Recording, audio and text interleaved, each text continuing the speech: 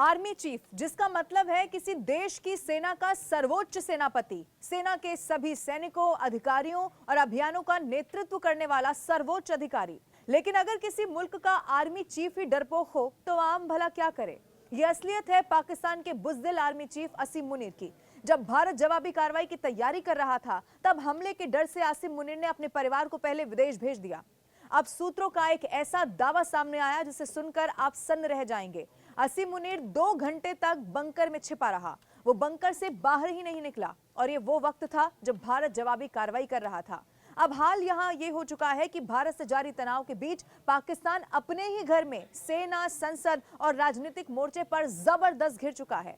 पाकिस्तान में सबसे बड़ा संकट उसकी ही फौज के भीतर अब पल रहा है। सेना प्रमुख जनरल असीम मुनीर के नेतृत्व को लेकर कोर कमांडरों में असंतोष इतना गहरा गया है कि उन्होंने खुले तौर पर अब फैसलों पर सवाल खड़े करना शुरू कर दिया है।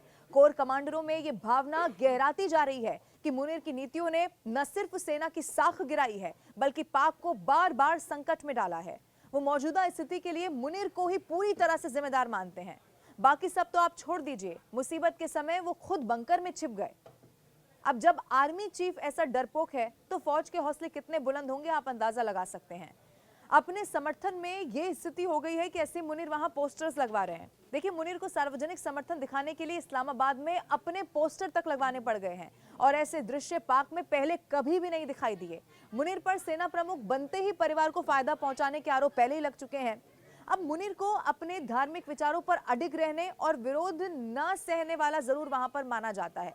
मैं आपको यह भी बता दूं, पाक के कुछ वरिष्ठ अधिकारी ये बताते भी हैं कि मुनीर बहस होने पर, जब बहस होती है तो कमरे से बाहर चला जाता था।